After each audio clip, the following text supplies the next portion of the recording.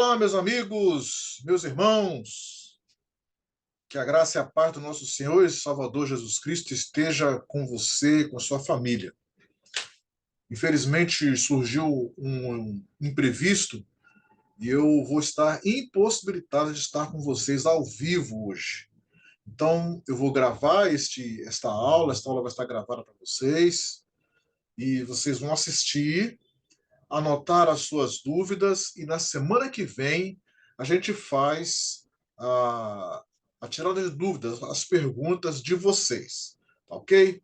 Então, espero que me perdoem e vamos à nossa aula. Então, vamos fazer uma oração agradecendo a Deus esta oportunidade. Senhor Deus e Pai, graças te damos por mais uma vez estar na tua presença e com a certeza, Deus, da tua presença entre nós, ter a certeza de que aprenderemos algo vindo diretamente do teu trono para as nossas vidas. Abençoe a vida de todos aqueles que estarão assistindo, ó Deus, e participando desta aula, e que nós possamos ser abençoados e edificados por ela. Graças te damos por tudo, Pai querido, em nome do Senhor Jesus. Amém. Então vamos à nossa aula. Deixa eu compartilhar com vocês aqui o nosso texto, que hoje é Apocalipse. Apocalipse, no capítulo de número 12, vamos estar estudando o texto que vai do versículo 7 até o versículo de número 18. E então, diz assim o texto da palavra de Deus. Houve então uma guerra nos céus. Miguel e seus anjos lutaram contra o dragão, e o dragão e seus anjos revidaram. Mas estes não foram suficientemente fortes, e assim perderam o seu lugar nos céus. O grande dragão foi lançado fora. Ele é a antiga serpente, chamada Diabo ou Satanás, que engana o mundo todo. Ele e os seus anjos foram lançados à terra. Então, versículo 10. Então ouvi uma forte voz dos céus que dizia: Agora veio a salvação, o poder e o reino do nosso Deus, e a autoridade do seu Cristo, pois foi lançado fora o acusador dos nossos irmãos, que os acusa diante do nosso Deus dia e noite. Eles venceram pelo sangue do Cordeiro e pela palavra do testemunho que deram. Diante da morte, não amaram a própria vida. Portanto, celebrem-no, ó céus, e os que neles habitam. Mas ai da terra e do mar, pois o diabo desceu até vocês. Ele está cheio de fúria, pois sabe que lhe resta pouco tempo. Quando o dragão foi lançado à terra, começou a perseguir a mulher que dera à luz o menino. Foram dadas à mulher as duas asas da grande águia, para que ela pudesse voar para o lugar que lhe havia sido preparado no deserto, onde seria sustentada durante um tempo, tempos e meio tempo, fora do alcance da serpente. Então a serpente fez jorrar da sua boca água como um rio, para alcançar a mulher e arrastá-la com a correnteza. A terra, porém, ajudou a mulher, abrindo a boca e engolindo o rio que o dragão fizera jorrar da sua boca. O dragão irou-se contra a mulher e saiu para guerrear contra o restante da sua descendência, os que obedecem aos mandamentos de Deus e se mantêm fiéis ao testemunho de Jesus. Então, o dragão se pôs em pés na areia do mar. Como nós vimos os primeiros 6 versículos do capítulo 12, na aula anterior, mostram uma batalha do dragão contra Cristo. O dragão foi derrotado. Neste trecho, temos duas passagens, duas partes. A primeira, que vai do versículo 7 até o versículo 12, temos uma luta do dragão contra Miguel e os seus anjos. que acontece com o dragão? É derrotado. E a segunda parte da aula de hoje, a parte que nós vamos ver hoje, vai do versículo 13 até o versículo 18, e é a luta do dragão contra a mulher.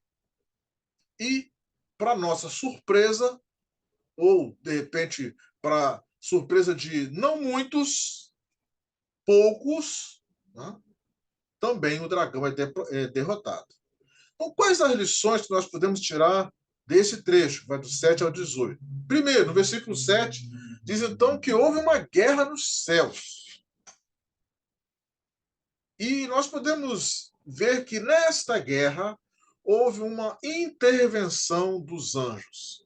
Este versículo ele é muito debatido porque alguns creem que é impossível algo assim acontecer, uma guerra no céu. Onde Deus estava que não evitou que isso acontecesse?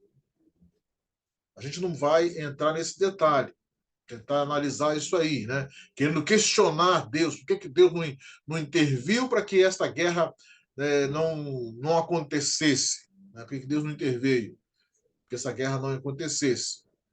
A gente não vai entrar nesse detalhe. Mas o que nós vamos ver é que o texto diz que houve uma guerra.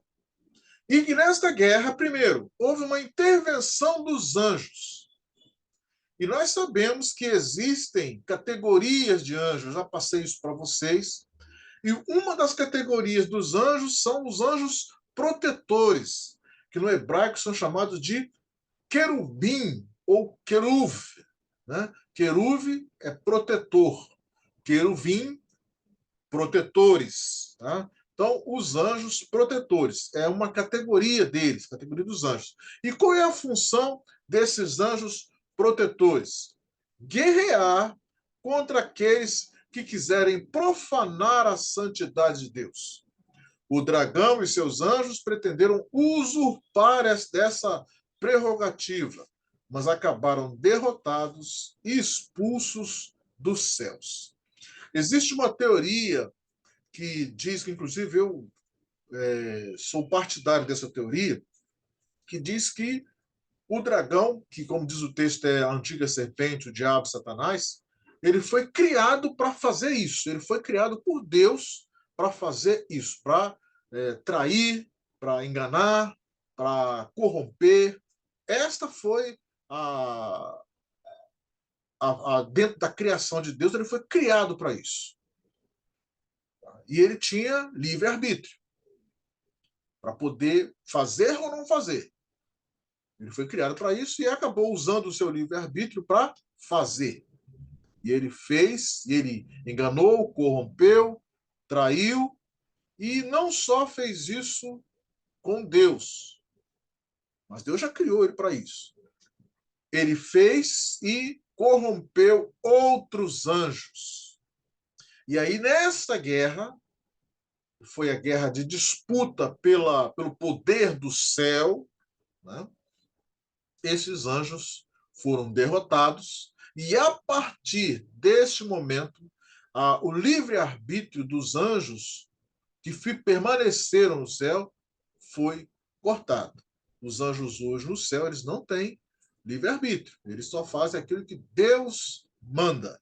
Tá? Eles fazem aquilo para o que eles foram criados. Então, os anjos caídos, enquanto não caídos, optaram por seguir a Satanás. E todos foram expulsos do céu. Tá? Miguel é o único arcanjo mencionado na Bíblia. Lá em Judas, no versículo 9, nós temos essa referência a Miguel. Vou abrir um parênteses aqui. Eu não vou ler esses textos que estão sinalizados, paralelos à nossa aula. Então, eu solicito que vocês, nesse momento, parem o vídeo, tá? Leiam o texto e depois retomem a assistência do vídeo para vocês terem uma ideia complementar de tudo aquilo que nós estamos falando aqui. Tá? Então, Miguel é o único arcanjo mencionado, fechei parênteses. Miguel é o único arcanjo mencionado na Bíblia, Judas 9 tem uma referência, e parece ser o guerreiro especial de Deus para a proteção dos fiéis. Isso está lá em Daniel, no capítulo 10 e também no capítulo 12, bem no início de Daniel 10 e Daniel 12, tem ali a referência a Miguel como sendo aquele que protege os fiéis, aqueles que creem no Senhor. No versículo 9, nós vemos que o grande dragão foi lançado fora. Ele é a antiga serpente, chamada Diabo, Satanás, que engana o mundo todo. Ele e os seus anjos foram lançados à terra. Então, o que nós aprendemos aqui? Que o dragão é um ser pessoal. Ele não é... Maia, pode fazer o favor de parar? Está me atrapalhando da aula aqui. A minha cadela, quando começa a dar aula, ela tem essa neura com ela. Ela acha que eu não estou dando atenção para ela. Então, ela fica latindo para me chamar a atenção. Tá? Bom, então, o dragão, ele é um ser pessoal. Ele não é uma imagem, ele não é uma fantasia, ele não é um logotipo, ele não é um holograma. O dragão, que é chamado de Diabo e Satanás, a antiga serpente, ele é um ser real. E embora muitos tentem acreditar ou fazer acreditar que ele é um ser mitológico, não é verdade, pois a sua ação sempre foi presente entre os homens.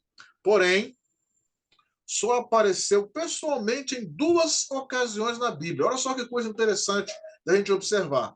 Em Jó, no capítulo 1, você pode conferir lá, e em Mateus, se não me engano, capítulo 4, a tentação de Cristo. Foi somente nessas 2 oportunidades que a Bíblia apresenta Satanás pessoalmente dialogando com as pessoas, com os seres ali. Fora essas 2 oportunidades, ele sempre se utiliza de uma estratégia de disfarce para estar cumprindo o seu propósito, realizando o seu intento, os seus planos. Então, ele não aparece pessoalmente, ele sempre se disfarça ou de um animal ou de uma situação qualquer e vai lá para tentar fazer exercer a sua influência, que é o nosso próximo ponto de entendimento, que ele é um ser pessoal e ele exerce influência. Nós não podemos estar alheios a isso.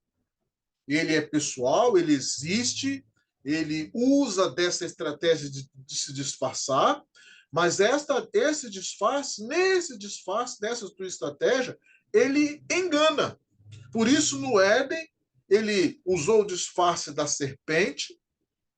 Nesse texto que nós estamos estudando, ele usará, o João fala que num futuro ele vai usar o dragão como se fosse a sua imagem, a sua forma de se apresentar. E qual é o objetivo? De sempre enganar. E a Bíblia fala que ele é o Deus desse século. Está lá em João, capítulo 8, versículo 44, e quer exercer autoridade sobre os filhos da desobediência. Então, se hoje você é obediente, procure continuar sendo obediente. Porque se algum dia você ceder à tentação e se tornar um desobediente, você estará sendo... o poder que vai estar agindo em você vai ser o poder do diabo, o poder de Satanás. Até o final, ele vai utilizar dessas estratégias dos seus subordinados até conseguir aquilo que ele quer, que é roubar, matar e destruir. Segundo João, capítulo 10, versículo 10. A outra coisa que nós aprendemos nesse texto, que o dragão é um inimigo destruidor. Se a gente olhar nos filmes, principalmente filmes orientais, sempre a figura do dragão é associada à destruição. Seja destruição negativa, ou seja, destruir cidades, destruir bairros, destruir floresta, destruir qualquer situação, ou a destruição daquilo que do próprio dragão, ou seja, um outro dragão surge, né, para destruir as obras daquele dragão do primeiro que foi lá e destruiu. Então, um primeiro dragão surge para destruir tudo, e surge um outro dragão para destruir as obras daquele que destruiu. Mas a figura do dragão está sempre associada à destruição. Tá? Em todas as culturas a gente vê isso. E a cor vermelha sempre é característica de morte, de sangue. E isso mostra que o dragão é desprovido de qualquer compaixão. Na mente dele só há o quê? Crueldade. Por isso que nós vimos o texto de João, que fala que o objetivo dele é matar, roubar e destruir. Então não se engane. Versículo 10. Versículo 10. Versículo 10 diz assim: Então ouvi uma forte voz dos céus que dizia: Agora veio a salvação, o poder e o reino do nosso Deus, e a autoridade de seu Cristo, pois foi lançado fora o acusador dos nossos irmãos, que os acusa diante do nosso Deus dia e noite. Outra coisa que nós aprendemos nesse texto é que o dragão é o acusador. Então, da mesma forma que ele fez com Jó, ele faz e fará com cada um de nós. E aí nós vemos a intervenção de Deus produzindo a salvação, um escape desta constante acusação. E quem produziu isso? Cristo, na sua obra na cruz do Calvário. Como diz lá em Romanos 8:33, nós somos livres desta acusação. Por quê? Porque cremos em Cristo. Então ele vai tentar esta expulsão dele, o fato dele ser impedido de nos acusar, não significa que ele agora vai nos deixar à vontade. Não. Ele vai continuar nos acusando. Ele vai continuar apontando o dedo para nós. Porém, hoje nós temos um escape. Nós não precisamos ceder a sua acusação, a sua tentação. Nós hoje, pela obra de Cristo, nós podemos resistir e ter a certeza de que somos protegidos de qualquer acusação, de qualquer denúncia a nós que for feita. E quando nós chegarmos lá no capítulo 19, nós vamos ver mais uma queda desse inimigo, que também vai ser executada por um anjo, confirmando que eles estarão e estão sempre a serviço daqueles que hão de herdar a salvação, como diz lá em Hebreus 1, versículo 14. Versículo 11. Eles venceram, ou seja, os cristãos, os salvos, o venceram pelo sangue do Cordeiro e pela palavra do testemunho que deram, diante da morte, não amaram a própria vida. Então, é possível vencer pelo testemunho. Então, é possível vencer a tentação, é possível vencer a acusação. De que maneira? Pelo testemunho. Então, quando nós aceitamos a Cristo e passamos a viver uma vida de santidade, uma vida de santificação, uma vida de consagração, nós estamos procurando vencer as tentativas, as acusações, as intenções do inimigo sobre as nossas vidas. E é através do sangue de Jesus, do sangue do Cordeiro, que nós ganhamos essa possibilidade. Porque de nós mesmos nós não teríamos condições de resistir. E por causa disso, a vitória é certa. Nós podemos até passar pela morte, mas nós iremos ter a vitória no final. Versículo 12. Portanto, celebrem-no os céus, celebrem-no, ó céus, e os que neles habitam. Mas ai da terra e do mar, pois o diabo desceu até vocês, está cheio de fúria, pois sabe que lhe resta pouco tempo. Quem está no céu pode celebrar, mas e na terra? Aí é que está o problema. A igreja está aqui na terra, está aqui militando. E espero eu que este grupo que está aqui conosco, além de militante, também seja triunfante. Né? Por quê? Porque a igreja militante precisa se posicionar diante de todas as perseguições que já sofreu e que ainda sofrerá, e que também está sofrendo. Não é nem nunca que houve um erro de digitação aqui, pergunte, né? Desculpe para mim. não é nem nunca foi momento de entrar numa caverna e ficar lá hibernando, aguardando a volta de Cristo. É momento de luta, de guerra, de testemunhar as verdades da palavra, porque se resta pouco tempo para o diabo, também a nossa redenção está próxima. Né? Então, o diabo está cheio de fúria, fúria porque ele resta pouco tempo. Ora, se ele sabe que resta pouco tempo para ele, nós temos a esperança, não ficar furiosos, mas a nossa esperança tem que ser mais arraigada, porque se falta pouco tempo para ele, para nós falta muito menos a nossa redenção. Versículo 13. Então, esta primeira parte que vimos foi a luta, então, do diabo contra os anjos, eles perderam. Agora, nessa segunda parte, entra o diabo com a mulher. A luta agora é com a mulher. E a mulher, a gente viu lá no início do capítulo, que ela representa a igreja, né? O grupo de salvos, a instituição que congrega todos aqueles que creem no Cordeiro, creem no seu sacrifício. Então, o versículo 13 diz que quando o dragão foi lançado à terra, começou a perseguir a mulher que dera à luz o menino. Então, a mulher que deu à luz o menino é a igreja, que produziu o Salvador de toda a humanidade. A igreja começou com os judeus, que creram, e depois que os judeus creram e disseminaram a palavra do Senhor, gentios creram também e se juntaram aos judeus que creram, e ambos, judeus e gentios, se tornaram o povo de Deus. E este povo de Deus, formado por judeus e gentios que creem no Cordeiro, é a igreja, que aqui é representada pela mulher que deu à luz o menino. Versículo 14. Foram dadas à mulher as duas asas de águia, da grande águia, para que ela pudesse voar para o lugar que lhe havia sido preparado no deserto, onde seria sustentada durante um tempo, tempos e meio tempo, fora do alcance da serpente. Então, a igreja sempre foi o alvo de Satanás. O tema volta ao início do capítulo, então, o tema aqui no versículo 13 volta lá no início do capítulo 12, lembrando que o alvo da perseguição do dragão sempre foi a igreja representada pela mulher grávida. Pessoal, isso que nós estamos lendo aqui, estamos interpretando, estamos comentando, tem tudo a ver com os dias de hoje. Então, nós estamos aí passando por aquele episódio lá em Israel, ali, contra aqueles grupos. Uns falam que é terrorista, outros falam que é grupos radicais.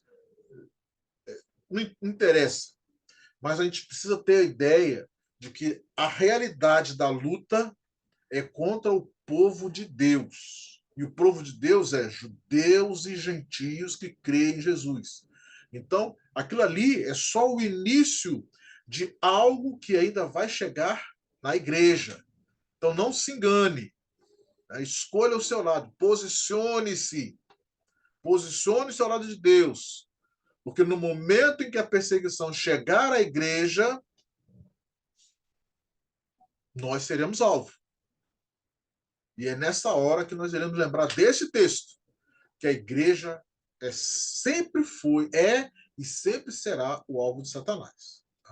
As asas da grande águia representam a proteção especial de Deus, ou seja, há um momento de perseguição, momento de luta, momento de tribulação, mas nós precisamos estar sempre atentos de que Deus vai produzir sempre o escape. Deus vai produzir sempre a proteção. Tá?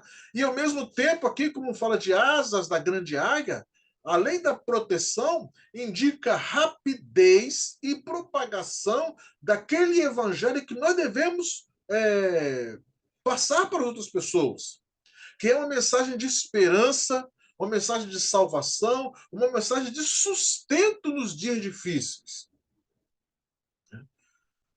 Os 3 tempos e meio que são falados ali têm referência ao período de maior perseguição do dragão, no qual a igreja será sustentada, mas para isso precisa permanecer fiel até o fim.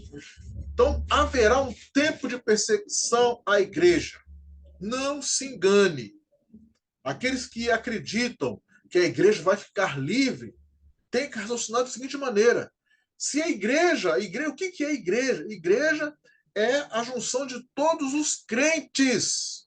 E dentre os crentes nós temos povos de todas as línguas, de todas as raças e de todas as nações. É este povo que vai ser perseguido. Não existe esta questão de Deus ter escolhido os judeus e aí agora vai tirar a igreja e deixar os judeus lá. Não, tem judeus que é cristão. E aí?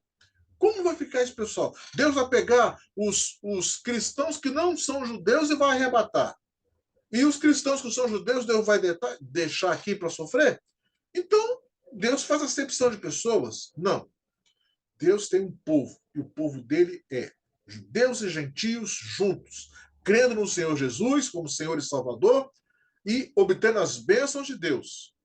Aqueles que não estão incluídos neste grupo são os outros, são aqueles que irão passar pela ira de Deus. Mas a perseguição que será feita pelo anticristo, e nós vamos ver isso a partir dos próximos capítulos, dos nossos próximos estudos, esta perseguição é contra o povo de Deus. Esta perseguição não é contra a nação de Israel, contra os Estados Unidos, não. Essa perseguição vai acontecer contra o povo de Deus. Senão a Bíblia está errada, pessoal. Senão a Bíblia está errada. Isso nós precisamos ter em mente. Então, o tempo diz que é 3 tempos e meio que a igreja vai ser sustentada. E ela, para isso, para ter esse sustento, ela precisa permanecer fiel até o fim. Versículo 15. Então a serpente fez jorrar da sua boca água como um rio para alcançar a mulher e arrastá-la com a correnteza. É esta a realidade que nós temos tentado pregar aqui, tentado falar onde quer que somos, que Deus nos dá a oportunidade para falar. Esta é a realidade da igreja. Em todo tempo, o diabo quis e quer atacar a igreja como um todo, como organismo, mas também aquele membro da igreja, aquele pedacinho pequeno, aquele que faz parte do corpo. Em todo tempo, a realidade da igreja é essa. É a realidade de todo aquele que faz a opção de seguir a Cristo.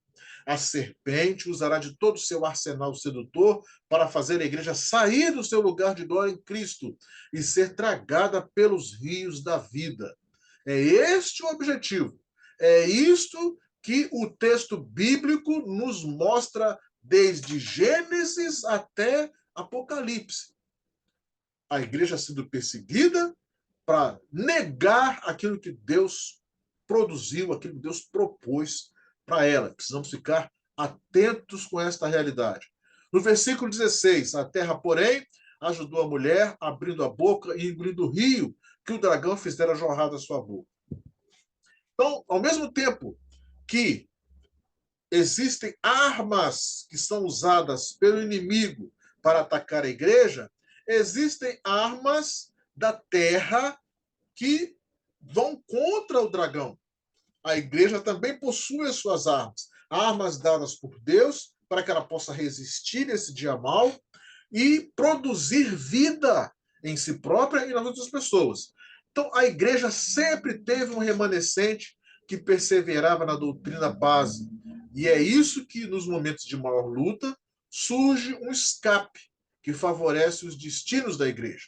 A ciência e suas descobertas, as diversas escolas filosóficas, a arqueologia, medicina e outras, têm sido grandes colaboradoras em abrir a sua boca em defesa da fé e das verdades bíblicas. Tudo isso é providência de Deus a favor da mulher, protegendo-a para o grande dia da colheita. Então, é essa a disposição que deve estar no nosso coração, e é isso que devemos estar sempre atentos, que Deus ele não esqueceu do seu povo. Deus não esquece, Deus trabalha, Deus move o universo para que a igreja permaneça. E a ciência, com as suas descobertas, tem sido esta boca que abre na terra e engole as pretensões do diabo a respeito da igreja. Então, precisamos estar atentos a tudo isso. a providência de Deus para proteger a mulher. O versículo 17, o dragão irou-se contra a mulher e saiu para guerrear contra o restante da sua descendência, os que obedecem aos mandamentos de Deus e se mantêm fiéis ao testemunho de Jesus. Então, é aquilo que eu falei bem acima. Haverá uma guerra contra os santos. Haverá uma perseguição à igreja. Em todo tempo foi assim. Desde o Éden, os nossos pais foram perseguidos. E não mudou a disposição do coração do nosso inimigo. Ele quer nos testar da mesma forma que ele testou lá. E vem testando a humanidade durante todo esse tempo. Por mais difícil que possa parecer, que possa ser aceitar esta verdade, e por mais que muitos pensem diferente, haverá uma guerra contra os santos de Deus, produzida pelo dragão e seus exércitos.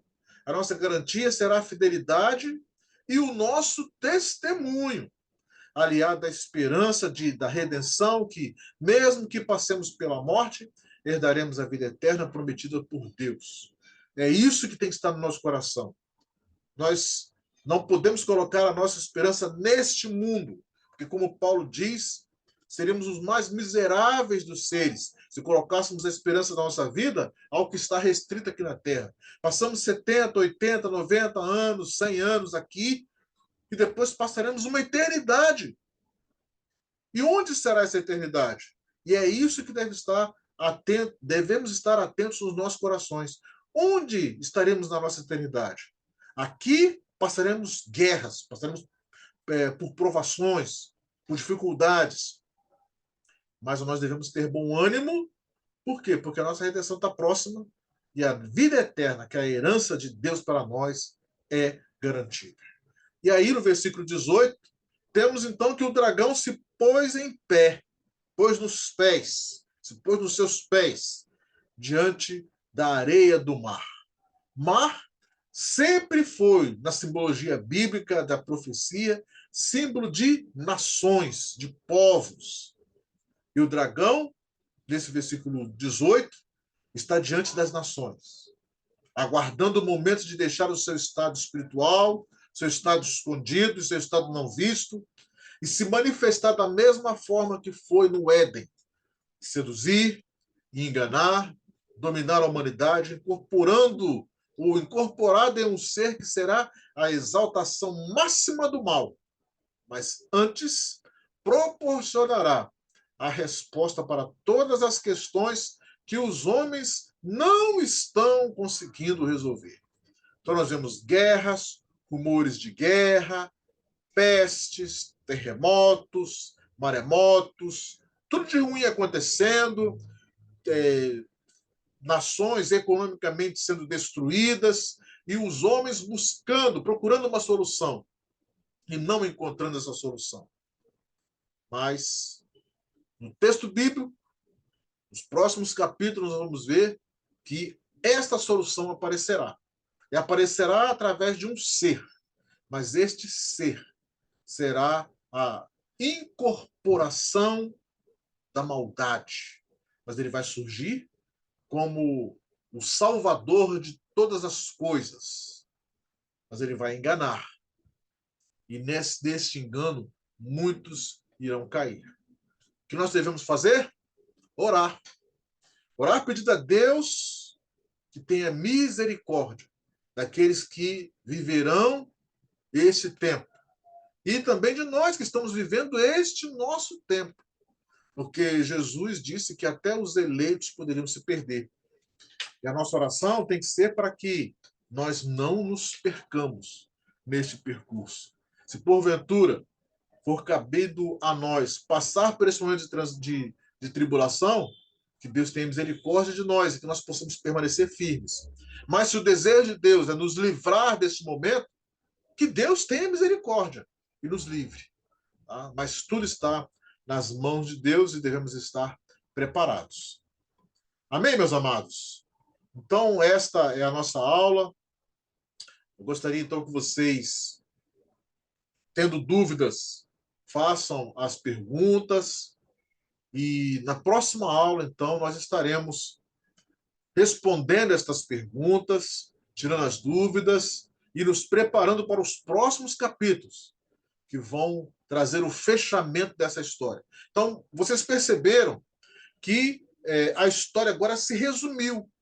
Então, no capítulo 12, nós vimos que começa no Éden, com o início de todas as coisas, com a expulsão de Satanás e o seu propósito de enganar a humanidade, e agora fecha numa esperança de que, num futuro, haverá uma salvação. Então, ou seja, toda a história da humanidade foi resumida no capítulo 12.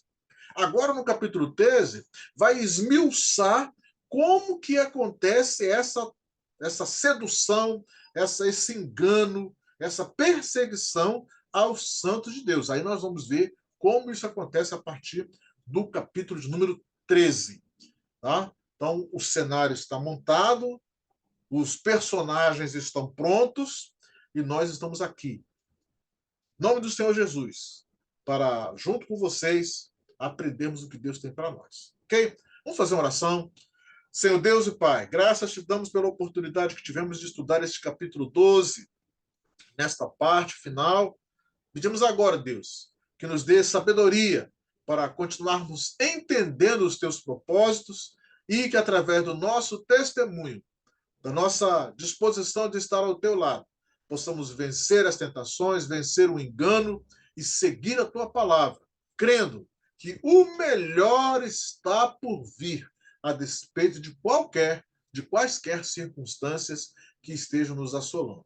Essa é a nossa oração que eu peço, Deus, a ti, em nome do Senhor Jesus. Amém.